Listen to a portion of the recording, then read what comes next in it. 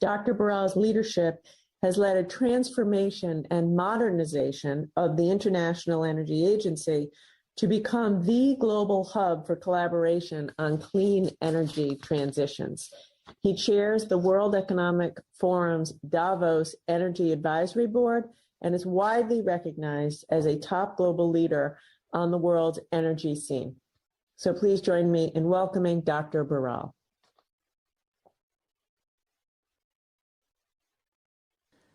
Distinguished guests, I would like to commend President Biden for convening this summit within 100 days of taking office. And I welcome the commitments to reduce emissions announced by so many countries. It is clear that the level of commitment to fight climate change has never been higher. This is excellent news. But I will be blunt. Commitments alone are not enough. We need real change in the real world. Right now, the data does not match the rhetoric, and the gap is getting wider and wider. Our latest estimates for global emissions in 2021, this year, are a warning for humanity. Emissions are on track for their second largest increase in the history. We are not recovering from COVID in a sustainable way, and we remain on a path of dangerous levels of global warming. Yet, there are grounds for optimism. Electricity generated from renewables, solar, wind, and others, will break records this year, and the sales of electric cars will reach another record high. But getting to net zero emissions requires much more than that. We will need to transform our entire energy system. This means drastically cutting emissions from trucks, ships, and planes. We will also need to do the same for steel and cement factories, chemical plants, and in farming. We have today many technologies at our disposal: energy efficiency, solar, wind, electric cars, nuclear power, and many more. And we need to deploy these as quickly as possible. However, IEA analysis shows that about half the reductions to get to net zero emissions in 2050 will need to come from technologies that are not yet ready for market today. This calls for massive leaps in innovation across batteries, hydrogen, synthetic fuels, carbon capture, and many other technologies. On 18th of May, only a few weeks from now, the International Energy Agency will release a roadmap for how the global energy sector can reach net zero by 2050. Make no mistake, this is a Herculean task. Participants to this summit have used the occasion to make new announcements. Let me add one from the IEA. According to our upcoming roadmap, reaching net zero will triple clean energy investment opportunities over the next decade. This will generate millions of well-paid jobs and create the industries of the future. But our priority is to make sure these benefits reach as many people as possible. Ladies and gentlemen, we need to work all together to achieve our goals and create a better future for all of us.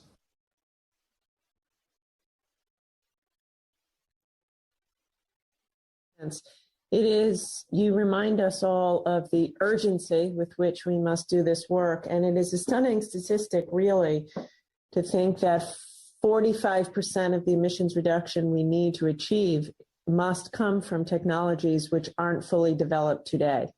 So it's really a call to action for all of us and the innovators in our country to continue to push as it relates to new technology and innovation.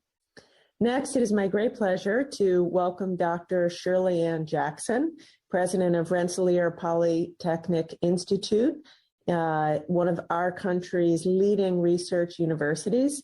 Dr. Jackson, a particle physicist, has served as the chair of the Nuclear Regulatory Commission and as a top scientific advisor to President Obama, who awarded her the National Medal of Science. She serves on the board of the Nature Conservancy and has had a truly extraordinarily distinguished career. So please join me in welcoming Dr. Jackson. Thank you, Madam Secretary. It is a great honor to contribute to this summit. Universities such as Rensselaer Polytechnic Institute are crucial in developing and incubating the new technologies required for a net zero world.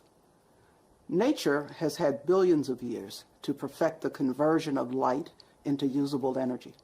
At Rensselaer, we are reimagining photosynthesis, building on advances at the intersection of biotechnology and materials science to develop engineered photosystems.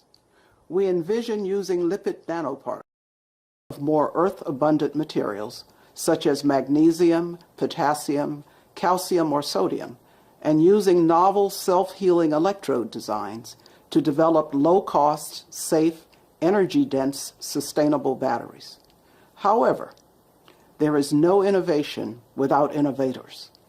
Universities play the crucial role in educating the next generation of talent.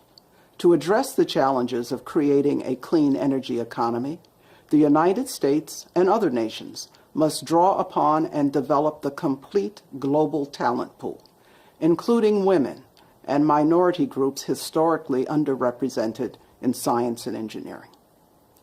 Universities are the crossroads for collaboration across disciplines, sectors, geographies, and generations. And an integrative approach is required to decarbonize the many interconnected systems of our daily lives. Therefore, I am very pleased to announce that Rensselaer Polytechnic Institute is launching the Institute for Energy, the Built Environment, and Smart Systems in partnership with Siemens, Lutron Electronics, the international architecture firms HKS and Perkins & Will, and the Brooklyn Law School. The new institute, based in New York City, will use the most advanced digital technologies to drive decarbonization of urban environments at the systems level. It will model integrated transportation, communications, and supply chain networks. It will link architectural design, engineering, and a new approach to regulation to create infrastructure that is both net zero and climate resilient. It will use new materials, renewable energy systems, and sentient building platforms to maximize human health and well-being. We thank President Biden for convening this summit, and we look forward to the work ahead.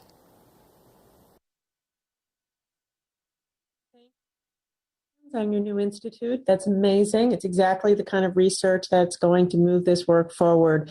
And we're thrilled that you are making this announcement at President Biden's summit this week. It's fantastic, and thank you for being with us.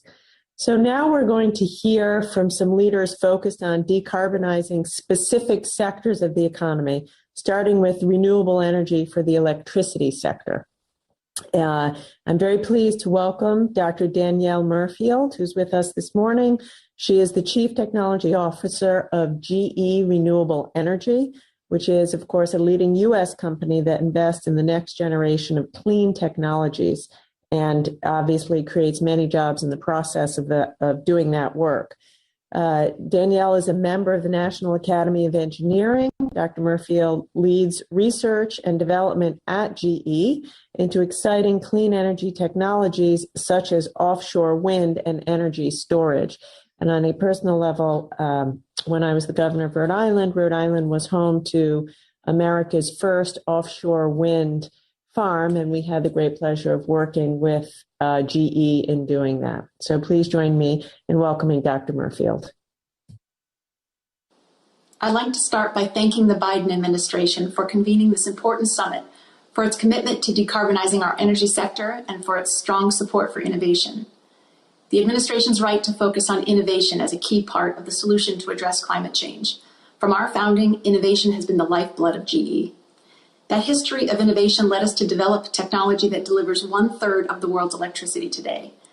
Innovation is key to our shared success. So we invest $1.5 billion annually in energy-related R&D, including at our Global Research Center in upstate New York, which is focused on breakthrough technologies. And across GE, we appreciate that success requires partnership. We're proud to collaborate with the Department of Energy, our national labs, and universities across the country to support innovation for the energy sector. Innovation in power generation and grid operation is enabling solutions to lower greenhouse gas emissions and secure a path to a low-carbon future.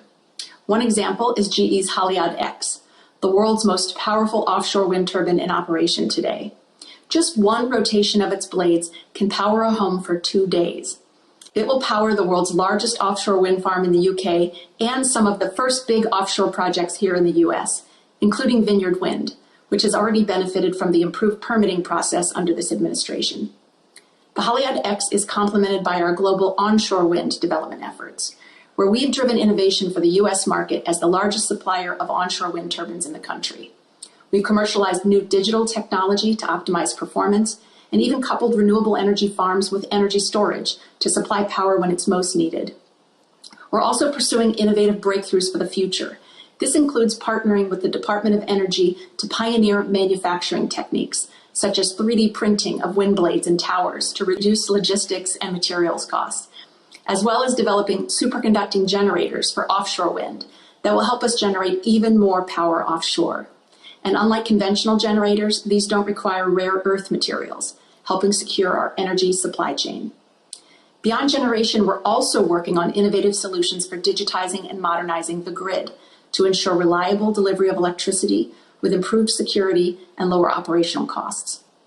We know that for innovation to succeed, we must promote diversity in our thinking and ensure we tap the thoughts of many communities. To that end, the GE Foundation, our independent charitable organization, is announcing a commitment of up to $100 million to increase the diversity of young people in engineering. This program will provide underrepresented students hands-on exposure to engineering concepts and careers and ultimately award scholarships, developing the next generation of engineers focused on building a world that works. We look forward to partnering with the countries and customers represented here at the summit to support the energy transition and transform our global energy sector together. Thank you. Thank you. And thank you to GE for your leadership. It is exciting to both innovate, create jobs, meet the needs of climate change, and move towards a more equitable workforce by providing opportunities for a diverse workforce. So thank you. In addition to producing renewable energy, a net zero transition will require transporting that power and using it across the economy, as we've heard from many of the world leaders this morning. We'll need to start building smart electrified systems all over the world. So I would now like to introduce Audrey Zibelman, from Alphabet's Moonshot Factory. Audrey and her colleagues know a thing or two about this. She spent over 3 decades leading organizations with the goal of making power cleaner, more affordable, and more reliable. She was most recently the CEO of the Australian Energy Market Operator, and while in Australia, Audrey was a founding member of the Global Power System Consortium. She also previously was the chair of the New York Public Service Commission, where she oversaw the electric, gas, water, steam, and communications utilities in New York. Not an easy job. Welcome, Audrey.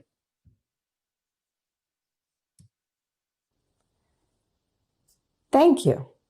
President Biden, Special Envoy Kerry, Secretary Armando, Secretary Granholm, and honored guests. It's an honor to be here today. As we all know, to achieve our carbon reduction targets, we must provide people worldwide with access to clean, affordable, and reliable electricity. As a 30-year veteran of the electric industry, today I'd like to talk about the vital role technology innovation and broad sector collaboration must have in achieving this goal. What most people don't understand is that the power system only works if the supply of electricity balances with the amount being used every moment of the day. This has always been a difficult engineering challenge, but it's becoming even more so as we decarbonize the grid. I have firsthand experience of this and of how climate change is only making this task harder. Just over a year ago, I was in the control room with my team working to keep the lights on during unprecedented bushfires. We were losing major parts of the system. The limitations on our modeling and visualization tools meant we had to act with incomplete information. Because it was all they had, our engineers relied on experience rather than accurate data to make critical decisions. We were successful. However, as we know from recent events in Texas and in California, this is not always the case. The greatest fear of an operator is the inability to keep the power on, especially when our communities are most vulnerable.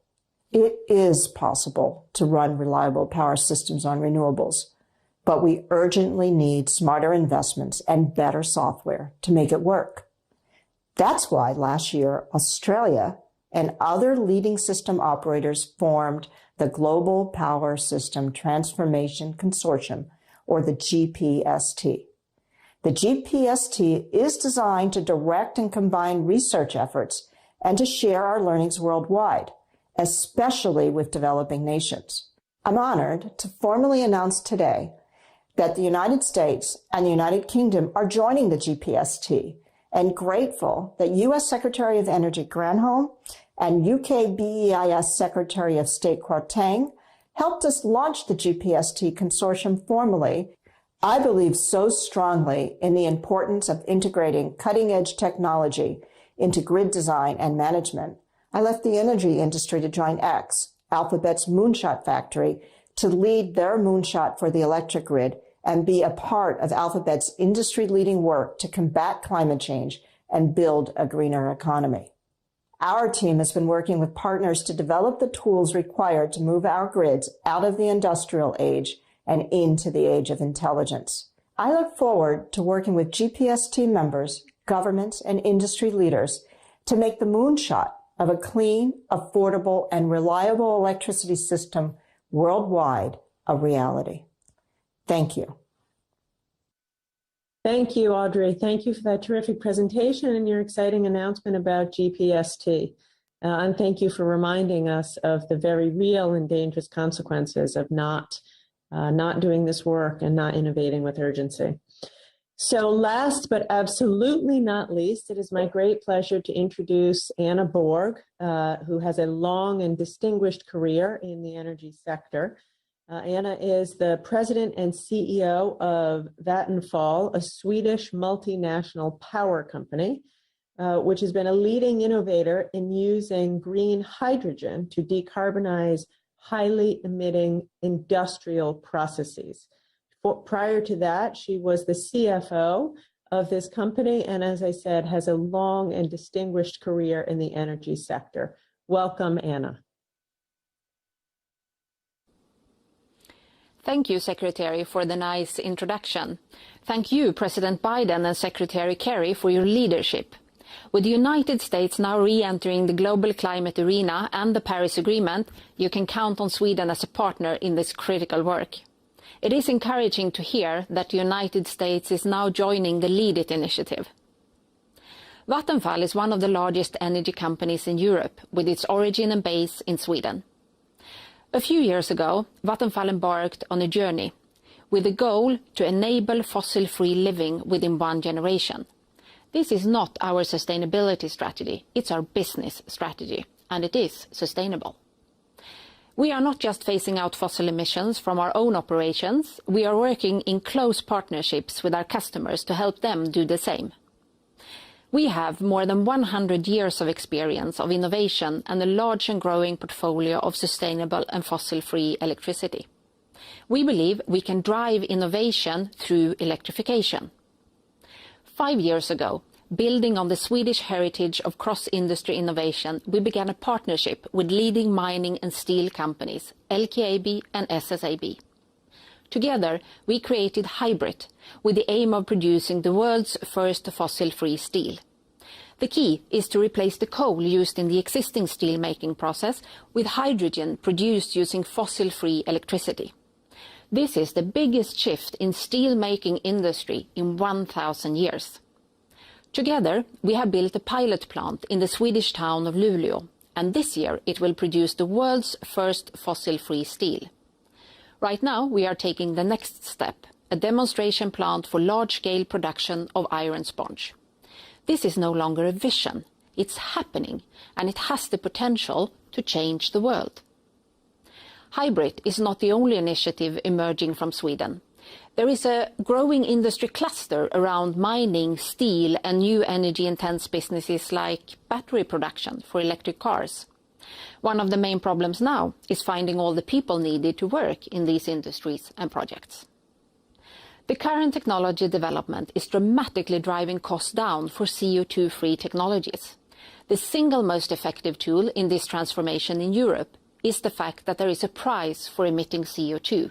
This drives innovation. Vattenfall is partnering up to decarbonize also other sectors like refineries, transportation, mining and chemical industry.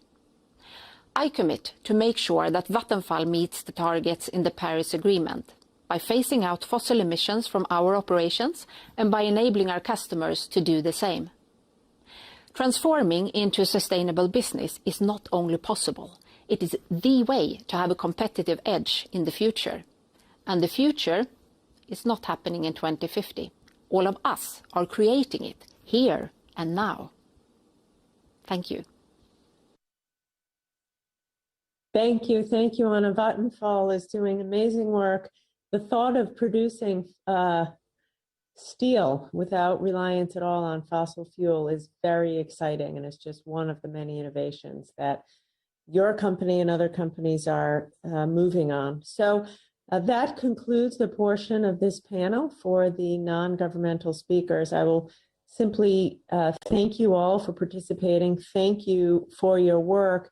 And again, I think that what we just heard from the private sector is how important it is for this to be a public-private nonprofit partnership the entire way through if we are going to do the work that is required. So thank you all. And with that, I will turn it back over to Secretary Granholm. Actually, I think we're turning it back over to Secretary Kerry. Thank you. Thank you for a rapid turnover. Gina, thank you so much for your stewardship. And Jennifer, likewise, you both brought special energy, no pun intended, to this session. And we're deeply appreciative for it. In a few moments, President Biden is going to rejoin, and he will lead the last session and be here throughout it as we hear about the extraordinary possibilities of the new economy. But let me just say very, very quickly about the session we just heard. I've been at this for a while, and I've sat and listened to people in many different venues, but I have to tell you, this was exciting. This was energizing. It was incredible to listen to what the leaders of Kenya, Israel, Norway, UAE, Singapore, Denmark were telling us is happening now. And what was fascinating about that is that each of those countries are smaller than the 20 that are providing 81% of all the emissions. So if ever there was an underscoring of the challenge that we face here, there are exciting things happening, unbelievable things happening. But as Dr. Birol reminded us, as a community of nations writ large, we are not getting the job done. And what President Biden decided when he determined to have this summit was the key must be the raising of ambition. Country after country has stepped up, but the test is going to be not in the rhetoric, as Dr. Birol said. It's going to be in whether or not we really buckle down and get this done. It's not a lack of capacity. It's an apparent lack of willpower in some places to move as fast as we are able to move. The bright future that waits us on the other side of this transition is what President Biden wants to focus on as the last session of this gathering. So without further ado, we want to get to that. I thank everybody for taking part in this particular session. And in a moment, we're going to listen to the economic benefits and jobs, the once-in-a-generation opportunity that we have to transition our economies and to do better for our people as well as for the planet itself. So we look forward to that session. Thank you.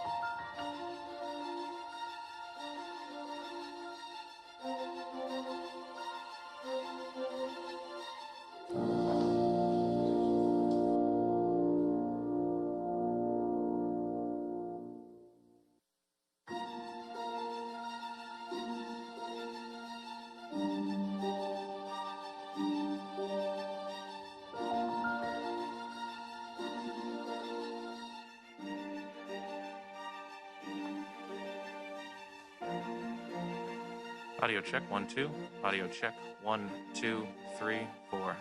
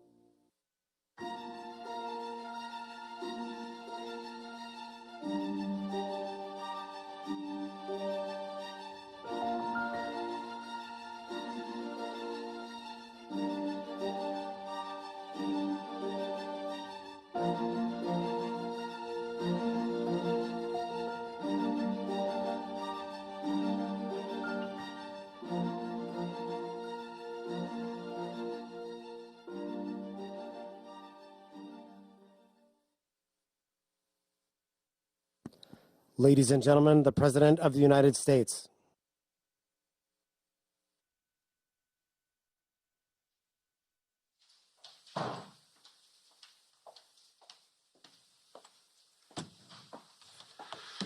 Well, welcome back.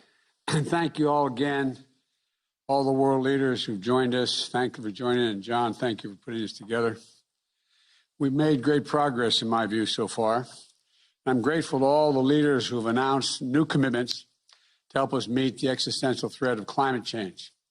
This summit is a start of a road that will take us to Glasgow for the UN Climate Change Conference in November, where we're going to make these commitments real, putting all of our nations on a path to a secure, prosperous, and sustainable future.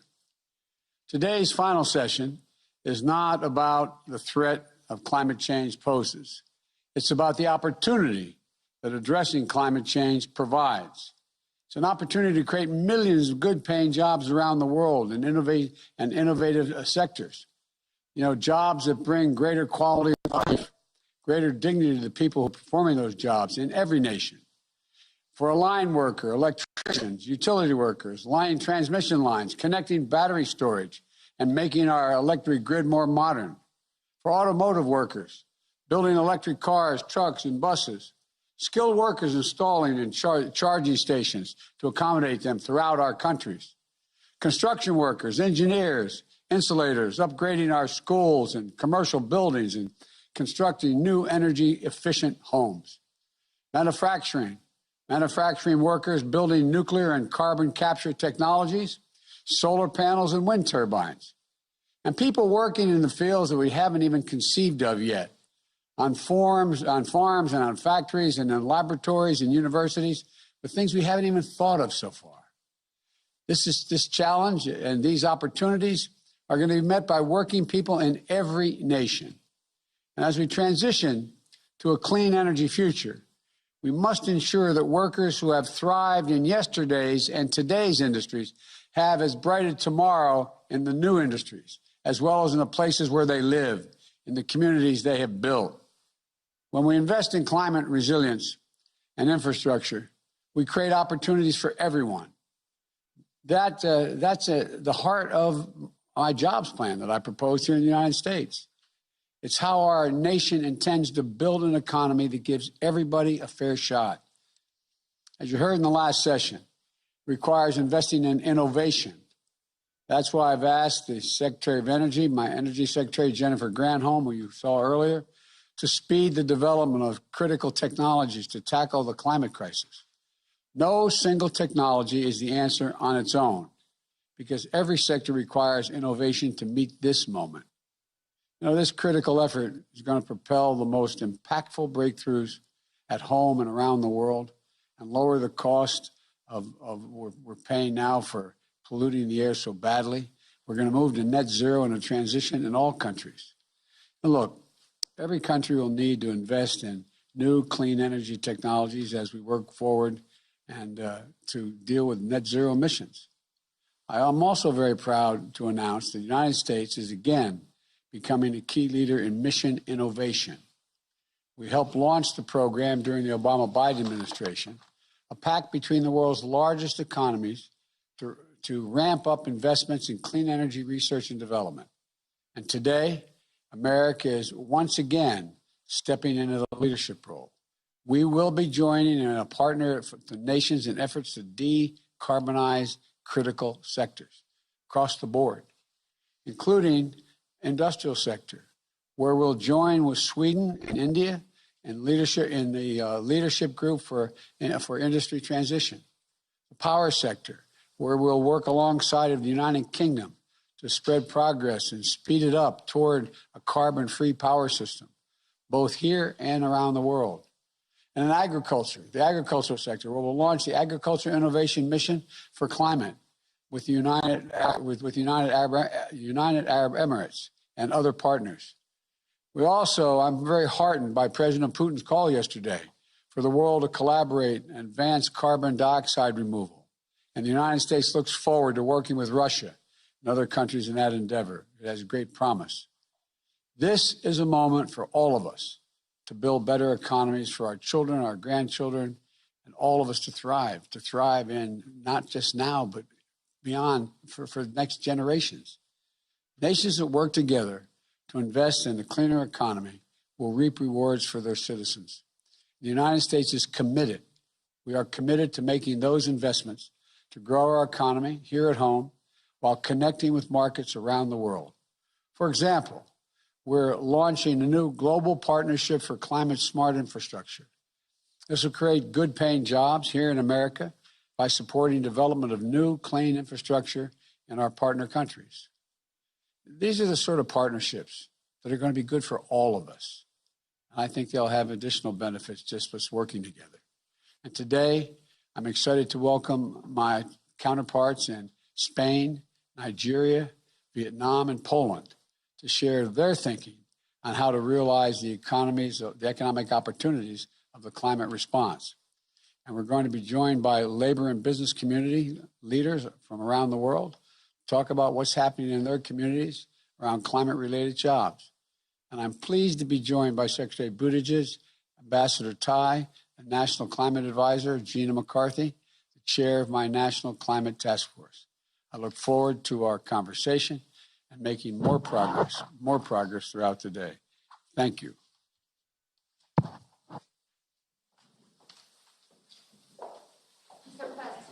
Mr. President, what do you think about the Brazilian president's speech yesterday? Thank you, President.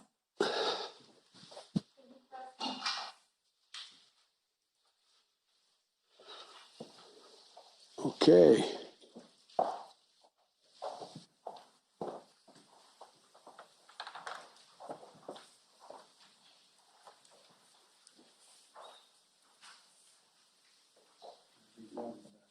Thank you so much, Mr. President. Okay.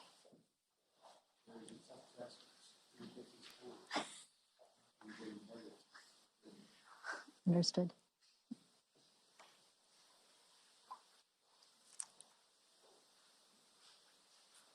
I think it's me, right? Thank you, Mr. President. It is now my pleasure to introduce the Prime Minister of the Kingdom of Spain, Prime Minister Sanchez. The floor is yours. Hello, Your Excellencies, distinguished participants. I thank President Biden for convening this summit, and I sincerely commend his renewed determination and commitment to the Paris Agreement and multilateralism. I fully agree that this is the only possible way to overcome what he defined yesterday as the existential threat of our time. Urgent and significant action is needed to fight the current climate emergency, and the European Union, including Spain, is, as one of its climate leaders, has been consistently working towards that goal. Delaying the ecological transition will not help us build back better later. We must use this historical opportunity to fast forward the transition towards a net zero emission future. But although $10 trillion could be mobilized globally for COVID-19 recovery, the first signs are not too encouraging. The world is calling us to act. This week, 101 Nobel laureates addressed as their call to stop fossil fuel expansion. I would like to reply to them today. Spain hears you loud and clear, and we are determined to act on it. I would like to focus on how this transition should look like. Let me share with you three messages. The first, climate action has to put people at the center. The process of decarbonization will produce winners and losers, and governments must support proactively the regions and communities negatively affected, helping transform challenges